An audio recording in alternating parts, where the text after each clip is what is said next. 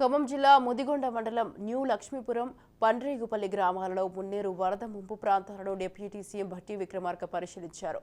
New Lakshmipuram గ్రామంలోని SC కాలనీలో వరద నీరు వచ్చిన ఇండ్లను పరిశీలించి వారికి ధైర్యం చెప్పారు. అటు పండ్రేగుపల్లిలోని మున్నేరు కరకట్ట తెగి ఇంట్లోకి నీరు వచ్చిన డబుల్ బెడ్రూమ్ ను కాలనీ సందర్శించారు. ఇక పండ్రేగుపల్లిలో వర్షాలకు దెబ్బతిన్న ఇళ్లను, పంట పొలాలను పరిశీలించారు.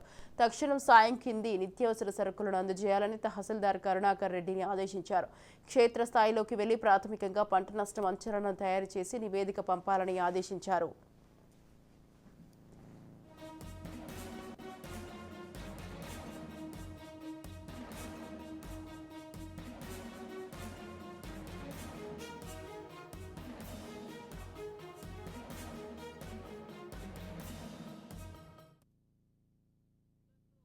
తెలియజేయకపోవడం వల్ల చాలా దెబ్బతిన్నాం. మేము ముందు హెచ్చరిక చెప్పి మమ్మల్ని ఇబ్బంది కాకుండా ఒక నూతన ప్రాంతం నుంచి పైకి తీసుకెళ్ళడానికి ప్రయత్నం చేయలేదు గవర్నమెంట్ ప్రభుత్వం వారు.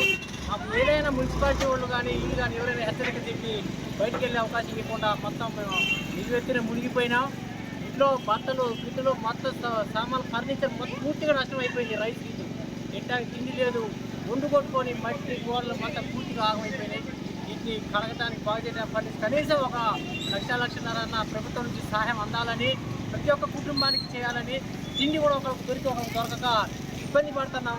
మంచినీళ్ళు కూడా ఒకరికి దొరక ఇబ్బంది పడుతున్నాం. ఇటువంటి వరదకి మున్నేరు పరివార ప్రాంతంలో ఉన్న ప్రజలకి కనీసం ముందస్తు సమాచారం ఇవ్వకుండా ప్రభుత్వం, ఈనాడున్న కాంగ్రెస్ ప్రభుత్వం మమ్మల్ని నిత్య నిరువుగా ఉంచేసింది.